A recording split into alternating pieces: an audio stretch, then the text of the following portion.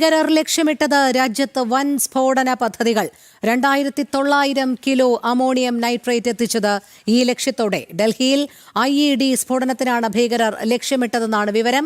രഹസ്യാന്വേഷണ ഏജൻസികളുടെ നിർണായക ഇടപെടലിലൂടെ ഭീകരാക്രമണ പദ്ധതികൾ പാളുകയായിരുന്നു.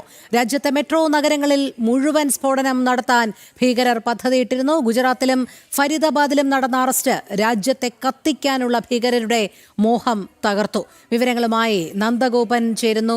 നന്ദൻ, ഭീകരർ ലക്ഷ്യമിട്ടത് രാജ്യത്ത് ഒരു വൻ സ്ഫോടന പരമ്പര തന്നെയായിരുന്നു. പക്ഷേ അതിന് തൊട്ട് മുൻപ് അന്വേഷണ ഏജൻസികളുടെ വളരെ സമയോചിതമായ ഇടപെടൽ കാരണമാണ് ഏഴിലധികം ഭീകരർ പിടിയിലാകുന്നത്.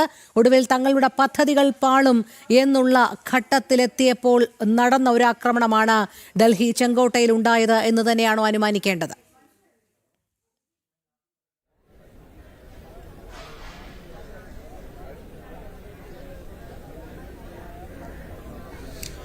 തീർച്ചയായിട്ടും രാജ്യത്ത് വലിയ സ്ഫോടന പരമ്പരകളായിരുന്നു ജെയ്ഷെ ഇ മുഹമ്മദ് അടക്കമുള്ള ഭീകരവാദ സംഘടനകൾ ലക്ഷ്യം വെച്ചിരുന്നത്.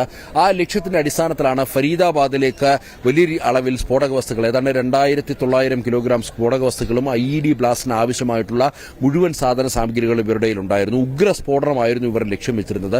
സീരീസ് ഓഫ് ബ്ലാസ്റ്റ്, അതായത് നിരന്തരം സ്ഫോടനങ്ങൾ ഉണ്ടാകുന്നു, സ്ഫോടന പരമ്പര തന്നെ സൃഷ്ടിക്കുകയായിരുന്നു ഇവർ ലക്ഷ്യം വെച്ചിരുന്നത്. ഇതിന്റെ അടിസ്ഥാനത്തിലാണ് വെൽ ട്രെയിൻഡ് ആയിട്ടുള്ള ഈ പ്രൊഫഷണലുകളെ ഈ ഭാഗത്തേക്ക് നിയോഗിച്ചത്. അതിനും ഇതിലേക്ക് എത്തുവാൻ വേണ്ടി ഒരു നാൾവഴിയുണ്ട്. അതായത് ഒരു AK-47 തോക്കും ചില സ്ഫോടക വസ്തുക്കളും അനന്തനാഗ്, ജമ്മുകാശ്മീരിലെ അനന്തനാഗ് സർക്കാർ ആശുപത്രിയിൽ നിന്ന് ലഭിക്കുന്നു. അതിന്റെ അടിസ്ഥാനത്തിൽ ജമ്മുകാശ്മീർ പോലീസ് ചില പരിശോധനകളിലേക്ക് കടക്കുന്നു. അനന്തനാഗ്, പുൽവാമ, സോപ്പിയാൻ അടക്കമുള്ള മേഖലകളിൽ ഇവർ പരിശോധന നടത്തുകയും ആ പരിശോധനയിൽ ചില വിവരങ്ങൾ ലഭിച്ചതിന്റെ അടിസ്ഥാനത്തിലാണ് 2 ഡോക്ടർമാർ അടങ്ങുന്ന സംഘം ഈ ഫരീദാബാദ് കേന്ദ്രീകരിച്ച് നിൽപ്പുണ്ട്. അവർ രാജ്യ തലസ്ഥാനത്തിന്റെ അടക്കം വിവിധ ഭാഗങ്ങളിൽ സ്ഫോടന പരമ്പര ലക്ഷ്യം വെക്കുന്നു എന്നുള്ളത് ജമ്മുകാശ്മീർ പോലീസ് തിരിച്ചറിയുകയും അവർ ഹരിയാന പോലീസിനെ വിവരമറിയിച്ച് ഹരിയാന പോലീസിന്റെ സഹായത്തോടുകൂടിയാണ് കഴിഞ്ഞ ദിവസം ഫരീദാബാദിൽ നിന്നും ഈ ഡോക്ടർമാർ അടക്കുന്ന 7 അംഗ സംഘം അറസ്റ്റിലാകുന്നതും. ഈ 7 അംഗ സംഘത്തെ ചോദ്യം ചെയ്തപ്പോൾ അവരുടെ കൂട്ടാളികൾ പല ഭാഗങ്ങളിൽ, രാജ്യതലസ്ഥാനത്തിന്റെ പല ഭാഗങ്ങളിലുണ്ടെന്നും അവരും സ്ഫോടനങ്ങൾ ലക്ഷ്യം വെക്കുന്നുണ്ട് എന്നുള്ളതും പോലീസിന് കൃത്യമായി തന്നെ മനസ്സിലായിരുന്നു. ഇതിന്റെ അടിസ്ഥാനത്തിൽ കഴിഞ്ഞ ദിവസങ്ങളിലൊക്കെ കൃത്യമായി ജാഗരൂകരായിട്ടായിരുന്നു അന്വേഷണ ഏജൻസികൾ അല്ലെങ്കിൽ സൈനിക, അർദ്ധസൈനിക വിഭാഗങ്ങൾ മുന്നോട്ട് പോയിരുന്നത്.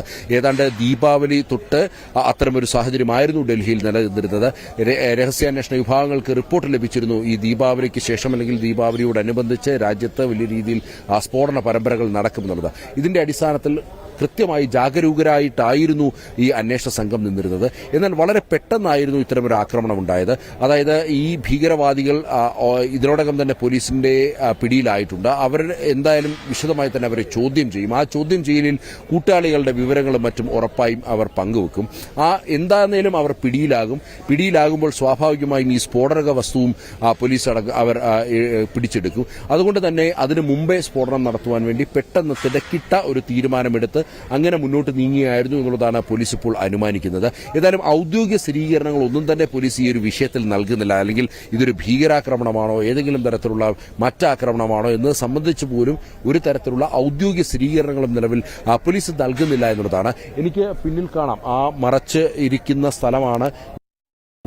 സ്ഥലത്താണ് സ്ഫോടനം ഉണ്ടായത്. ഇന്നലെ അത് തുറന്നിട്ടിരിക്കുകയായിരുന്നു. നമുക്ക് ഇന്നലെ കൃത്യമായ ദൃശ്യങ്ങളൊക്കെ തന്നെ ലഭിച്ചിരുന്നു. എന്നാൽ ഇപ്പോൾ ഫോറൻസിക് സംഘവും അതേപോലെ തന്നെ ഉന്നത ഉദ്യോഗസ്ഥരുമൊക്കെ സ്ഥലത്തെത്തി അവിടെ വിശദമായ പരിശോധന നടത്തി വരികയാണ്. അതുകൊണ്ട് തന്നെയാണ് അങ്ങനെ ഒരു മറ അവിടെ സൃഷ്ടിക്കുവാൻ വേണ്ടി പോലീസ് തയ്യാറായത്.